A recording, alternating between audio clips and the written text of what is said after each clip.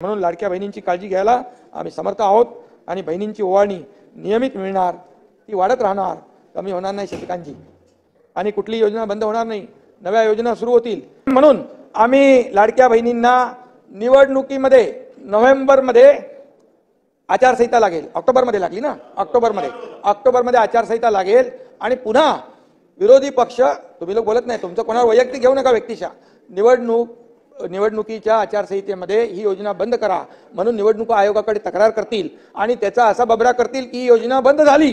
म्हणून आम्ही सभापती महोदय ऑक्टोबरमध्येच नोव्हेंबरचे पण पैसे देऊन टाकले, म्हणजे 5 इन्स्टॉलमेंट या लाडक्या बहिणींच्या खात्यात जमा झाले आणि आताच्या पण पुरवणी मागण्यामध्ये डिसेंबरच्या साठी 1400 कोटी रुपयाची तरतूद केलेली आहे।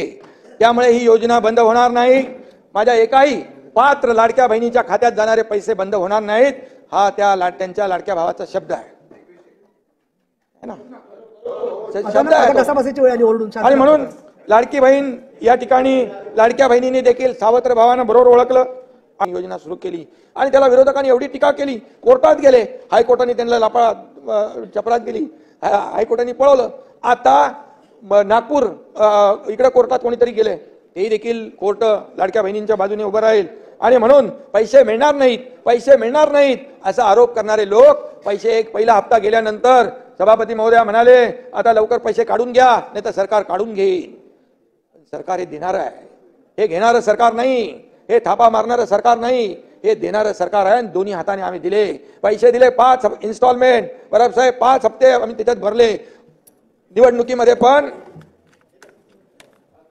आणि देणारे कोण थापा मारणारे कोण हे ओळखलं आणि या निवडणुकीमध्ये वन साइड त्यांनी महायुतीच्या पदरामध्ये मतांचा वर्षाव केला। आणि म्हणून तुम्ही शशिकांतजी तुम्ही लाडक्या बहिणींच्या बाबतीत बोलले, लाडक्या बहिणींनी घाबरून मतं घेतली त्यांची, घाबरून मतदान कोण करत नाही, आतमध्ये जातो तेव्हा तो एकटाच असतो, त्याचाच अधिकार असतो। आम्ही लाडक्या बहिणींना प्रेमाने जिंकलेला आहे आणि प्रेमाने त्यांनी मतदान केलेलं आहे, ही वस्तुस्थिती आहे। मुख्यमंत्री अन्नपूर्णा योजना आम्ही देखील सुरू केली, त्याचा उल्लेख आहे। 89 लाख कुटुंबांना वर्षातून 3 सिलेंडर मिळणार मोफत। कधी मिळाले होते, कोणी दिले होते, कधी कुठली योजना होती, या योजना आम्ही केल्या। मुख्यमंत्री लेख लाडकी योजना केली, 34,000 लाडक्या लेकींना त्याचा फायदा झाला। 3.5 लाखापेक्षा जास्त मुलींना मोफत व्यावसायिक शिक्षण योजनेचा लाभ घेतला। सभापती महोदया, म्हणजे जसं आदरणीय प्रधानमंत्री नरेंद्र मोदीजी यांनी महिलांना आत्मसन्मान आत्मनिर्भर करण्याचा विडा उचलला, तिथे जनधन योजना, उज्ज्वला योजना, बेटी बचाओ बेटी पढाओ, ड्रोन दीदी, लखपती दीदी अशा योजना केल्या केंद्राने, तशाच योजना देखील आम्ही महिला बचत गट सक्षम केले आणि महिलांना आत्मनिर्भर करण्यावर भर दिला आणि आमच्या महाराष्ट्रातल्या भगिनी देखील लखपती झाल्या पाहिजे हे धोरण आम्ही ठेवलं आणि म्हणून एवढा मोठा विजय आम्हाला मिळालेला आहे। मुख्यमंत्री युवा प्रशिक्षण योजना, मगाशी कोणीतरी सांगितलं, मला वाटतं युवा प्रशिक्षण योजनेच्या बाबतीमध्ये आपला तांबे, आणि त्याच्यामध्ये देखील आम्ही 1.5 लाख लाडक्या भावांना त्याचा फायदा झाला। आज राज्यात 1.5 कोटी ज्येष्ठ नागरिक आहेत, त्यांच्यासाठी मुख्यमंत्री वयश्री योजना सुरू केली आणि 123 कोटींचं अनुदान वाटप केलं। नुसते योजना नाही केल्या, योजना केल्या नाही तर त्याची अंमलबजावणी केली आणि म्हणून त्याचा 4.25 लाख ज्येष्ठांना त्याचा लाभ झाला। मुख्यमंत्री तीर्थदर्शन योजना, त्याची खिल्ली उडवली, म्हणजे काय फक्त योजनांची वर्षाव चालू आहे, बाता मारतात। या ठिकाणी आतापर्यंत मला माहित नव्हतं, मला सांगितलं गेलं की कोल्हापूरमधून एक ट्रेन जाणार आहे अयोध्येला, तिथं VC वरून उद्घाटन करायचं आहे इलेक्शन पूर्वी, आणि अशा योजना ज्या केलेल्या त्याची अंमलबजावणी झाली। विशेष रेल्वेने छत्रपती संभाजीनगर, कोल्हापूर, इतर 9 शहरातून तीर्थयात्रा सुरू झाली आणि 6,000पेक्षा जास्त ज्येष्ठांनी याचा लाभ घेतला। एसटी मध्ये नागरिकांना देखील प्रवास आम्ही मोफत केला, खेड्यापाड्यातले लाखो लोक याचा फायदा घेऊ लागले। 7 लाख नवीन बचत गट स्थापना करून त्याचा रिव्हॉल्विंग फंड 15,000 होता। सभापती महोदया तो 30,000 आपण केला। 1.25 लाख सेल्फ हेल्प ग्रुपची स्थापना केली, 12,80,000 महिला त्याच्यामध्ये आहेत। या योजना ज्या केलेल्या आहेत, जे तुम्ही म्हणालात की काय केलं सरकारने, फक्त तोंडाला पानं पुसली, एवढ्या योजना आम्ही राज्यात 13,11,000 महिला लखपती दिदी झाल्यात, त्यांची संख्या 50 लाखावर न्यायची आहे। हे टार्गेट आमचं आहे, हे टार्गेट पुढचं आहे आणि म्हणून ते आम्ही नक्की अचीव करणार। लाडक्या बहिणींना सक्षम करणारे असे असंख्य निर्णय आम्ही घेतले आणि म्हणूनच या निवडणुकीतला विजय हा आमच्या लाडक्या बहिणींचा विजय आहे असं मी मुद्दाम नम्रपणे या ठिकाणी सांगतो। आणि म्हणून बहिणींना आणखी सक्षम करण्याचा निर्णय जो आहे देवेंद्रजींच्या नेतृत्वाखाली आमचं सरकार घेईल याची गॅरंटी मी देतो, याची खात्री मी देतो। आणि म्हणून बहिणीप्रमाणे सरकार बळीराजाचं आहे। शेतकरी हा तर अन्नदाता आहे, शेतकरी आपला मायबाप आहे आणि त्यांना देखील समर्थ करण्याचा, सक्षम करण्याचा अजेंडा या सरकारचा आहे। गेली 2.5 वर्ष आम्ही शेतकऱ्यांच्या मागे पूर्णपणे ताकदीने उभे राहिलो। मुख्यमंत्री बळीराजा संजीवनी योजनेतून जवळपास 45 लाख शेतकऱ्यांना 7,781 कोटी रुपये माफ केले। 7.5 3 horse power 4 HP 5 HP 7.5 HP पर्यंत झिरो बिल। आता झिरो बिल गेले लोकांना पोहोचले आणि म्हणून अंबादासजी संभाजीनगरला पण पोहोचले झिरो बिल। आणि त्यामुळे या ठिकाणी सरकारने केलेल्या कामाचं याचं फलित आहे। आणि म्हणून कापूस सोयाबीन उत्पादक शेतकऱ्यांना हेक्टरी 5,000 रुपये आपण अर्थसहाय्य दिलं। काही लोक म्हणाले काही पैसे दिले नाही, 2 हेक्टर पर्यंत आपण 5-5 हजार रुपये दिले आणि हेही देखील शेतकऱ्यांच्या त्यांना काही मदतीचा हात मिळावा म्हणून शेतीपूरक व्यवसायासाठी आपण प्रोत्साहन दिलं शेतकऱ्यांना। विदर्भ आणि मराठवाड्यात 19 जिल्ह्यात दुग्ध विकासाला प्रोत्साहन देणारा प्रकल्प उभारण्याचा निर्णय आम्ही घेतला। दूध उत्पादकांना लिटर मागे 7 रुपयांचं अनुदान देऊन हा व्यवसाय जगवला, हे देखील आपण केलेला आहे। आज मला सांगायला आनंद वाटतो की गेल्या 2.5 वर्षात सुमारे 45,000 कोटींपेक्षा जास्त निधी शेतीसाठी, शेतकऱ्यांसाठी आपण दिला आहे। आतापर्यंतच्या इतिहासामध्ये आकडेवारी काढून बघा कृषी विभागाची, आतापर्यंतच्या आकडेवारीमध्ये 45,000 कोटी 2.5 वर्षात तुम्हाला कधीच दिसणार नाही आणि मग ही वस्तुस्थिती आहे। आणि म्हणून या ठिकाणी कृषी, सहकार, पणन, पशुसंवर्धन, दुग्ध विकास, अन्न नागरी पुरवठा अशा सगळ्या विभागाच्या योजना आम्ही शेतकऱ्यांसाठी केल्या। शेतकऱ्यांना 16,000 कोटीपेक्षा जास्त नुकसान भरपाई आम्ही दिली। 1 रुपयात पीक विमा देणारं कुठलं सरकार आहे?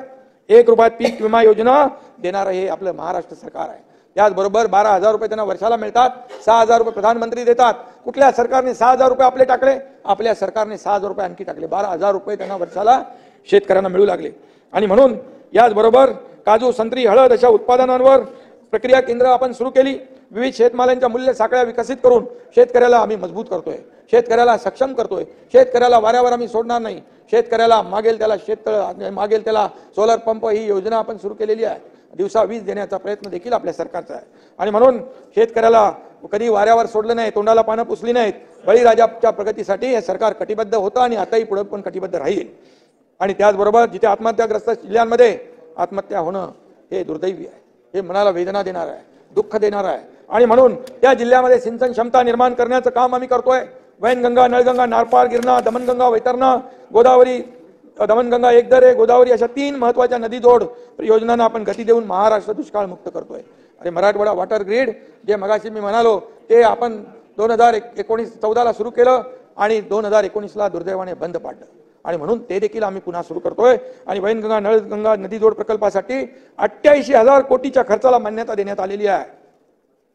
88,000 कोटी आणि त्यामध्ये 4 लाख हेक्टर क्षेत्राचं सिंचन होणार आहे आणि म्हणून ही जमीन सिंचनाखाली येणार आहे। मला सांगा की महाविकास आघाडीच्या सरकारमध्ये किती सिंचन प्रकल्पांना सुधारित प्रशासकीय मान्यता दिली 2.5 वर्षामध्ये? फक्त 2 नाही, 2 खोटं नाही बोलायचं आपण, 2। आणि आपल्या महायुती सरकारमध्ये 129 प्रकल्पांना सुधारित प्रशासकीय मान्यता देण्याचं काम महायुती सरकारने केलं, ही वस्तुस्थिती आहे। आणि म्हणून यामध्ये देखील 25 लाख हेक्टर जमीन सिंचनाखाली येणार आहे। मराठवाडा वॉटर ग्रीड ते सांगितलं मगाशी तुम्हाला।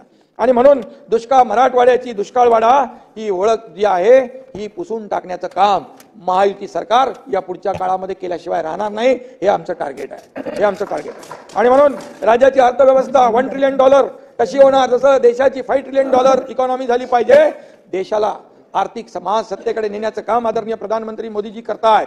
आणि म्हणून आपला सहभाग $1 ट्रिलियन आपला आहे। परंतु नीती आयोगाने त्यांच्या अहवालामध्ये सांगितलं 1 ट्रिलियन तुम्ही महाराष्ट्राचा विचार करताय, पण $1.5 ट्रिलियन फक्त मुंबई MMR मध्ये पोटेन्शियल आहे, मुंबई MMR मध्ये तेवढं पोटेन्शियल आहे। आणि म्हणून हे महाराष्ट्रामध्ये जे आपलं इन्फ्रास्ट्रक्चर आहे, जे आपलं पोटेन्शियल आहे, जी कनेक्टिव्हिटी आहे, या सगळ्या गोष्टींमुळे महाराष्ट्र आज इंडस्ट्री फ्रेंडली स्टेट झालेला आहे। लोक इकडे उद्योग घेऊन येऊ लागलेत आणि म्हणून ही राज्याची जी अर्थव्यवस्था आहे $1 ट्रिलियन करण्याचं हे देखील आज काही लोक सांगत होते हे दिवा स्वप्न आहे। मला वाटतं अंबादासजी बोलले वाटतं $1 ट्रिलियन तुम्ही काहीतरी 1000 बिलियन काय बोलले, पण $1 ट्रिलियन हे दिवा स्वप्न नाही। तुम्हाला मी सांगतो ही वस्तुस्थिती आहे। $1.5 ट्रिलियन फक्त मुंबई MMR मध्ये आजची होऊ शकते, ही वस्तुस्थिती आहे। खोटं बोलून काय कुठं जाणार? आपण एक दुसऱ्याला समोरासमोर भेटायचं आहे, परंतु हा एकनाथ शिंदे कधी खोटं बोलत नाही, जे बोलतो ते करून दाखवतो। आणि म्हणून 2.5 वर्षामध्ये ज्या योजना आम्ही बोललो त्या केल्या आणि त्या लोकांना मिळाल्या. शासन आपल्या दारीमध्ये लोक म्हणाले काय आहे शासन आपल्या दारी, काय शासन आपल्या दारी. 5 कोटी लोकांनी त्याचा फायदा घेतला.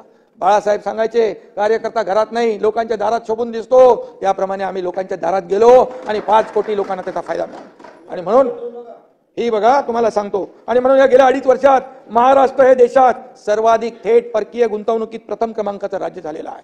2.5 वर्षात मागच्या कर्नाटक आणि गुजरात पुढे गेलं होतं, पुन्हा महायुतीच्या सरकारमध्ये पुन्हा आपण पहिल्या नंबरला आणलं.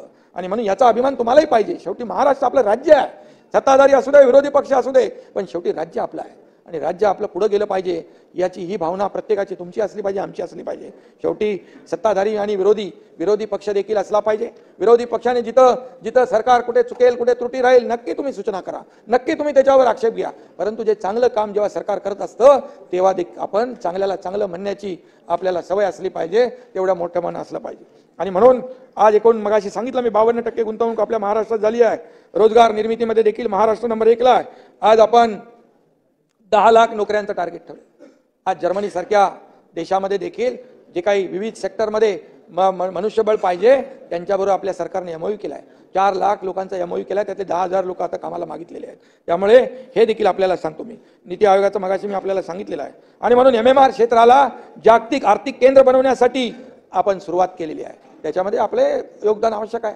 विरोधी पक्ष म्हणून आपल्यालाही वॉइस आहे, आपल्यालाही सजेशन करण्याचा अधिकार आहे. आणि म्हणून आदरणीय मोदीजींनी मुंबईला ग्लोबल फिनटेक कॅपिटल करण्याचा निर्धार केला आहे. आणि म्हणून या मुंबईला देखील, या महाराष्ट्र देशाचं ग्रोथ इंजिन आहे. आणि म्हणून एक पॉवर हाऊस हे मुंबई झालं पाहिजे, महाराष्ट्र झालं पाहिजे, देशाला एक मार्गदर्शक ठरलं पाहिजे महाराष्ट्र, अशा प्रकारची भूमिका केंद्राने घेतली आहे. आणि म्हणून यामध्ये आपण जे पुढे जातोय याची माहिती मी या ठिकाणी देतोय. आम्ही मंत्रालयात बसून न काम करता राज्यभर फिरून जाऊ तिथं आमचं मंत्रालय, अशा भावनेतून आम्ही काम केलं. काल कोणीतरी म्हणालं या ठिकाणी 2-3 मुख्यमंत्र्यांची नावं घेतली आणि म्हणाले एकनाथ शिंदे पण त्या ठिकाणी अर्जावर गाडीच्या बोनेटवर देखील सह्या करत होता. ही वस्तुस्थिती आहे. मी सांगतो मुख्यमंत्री सहायता निधीमध्ये माझ्याकडे समोर अर्ज आल्या ताबडतोब पेन काढून मी सही केली. 416 कोटी रुपये दिले 2.5 वर्षात. आणि महाविकास आघाडीच्या काळात किती दिले ते तुम्हाला माहिती आहे. आणि म्हणून यामुळे जवळपास 70-80 हजार लोकांचे प्राण वाचले. आणि म्हणूनच आम्ही अगोदरचं सरकार काय काम करत होतं तेही आपल्याला माहिती आहे. आणि म्हणून या आमच्या काळामध्ये मंत्रालयात लोक यायला लागले, गर्दी वाढली, लोकांची कामं होऊ लागली. आणि वर्षा निवासस्थान जे शासकीय आहे त्याच्यावर गर्दी ओसंडून व्हावू लागली. सर्वसामान्यांसाठी दरवाजे कायम उघडे केले. आणि म्हणून या ठिकाणी विश्वास लागतो. गेल्यानंतर काम होईल हा विश्वास लोकांच्या मनामध्ये निर्माण करायचं काम मोठं अवघड असतं. ते आम्ही केलं की इथे गेल्यानंतर आम्हाला न्याय मिळेल. आणि म्हणून इतक्या मोठ्या प्रमाणावर लोकांनी देखील आम्हाला साथ दिली. मुख्यमंत्री सचिवालयात सभापती महोदया 100% ई ऑफिस प्रणाली आम्ही सुरू केली.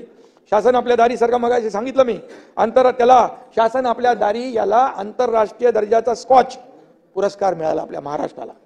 शासन आपल्या दारी 5 कोटी लोकांना त्याचा लाभ मिळाल्यामुळे. मराठी भाषेला अभिजात भाषेचा दर्जा आमच्या काळात मिळाला, महायुती सरकारच्या गेल्या 2.5 वर्षात मिळाला. केंद्राला देखील धन्यवाद देतो.